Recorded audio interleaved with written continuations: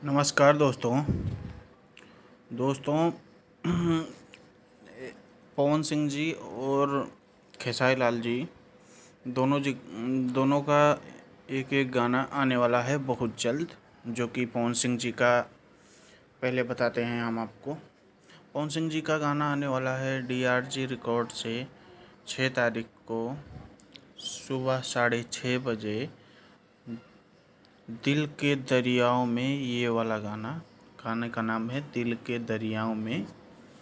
सुबह 6:30 बजे छोड़ा जाएगा और यह धर्मा मूवी का गाना है।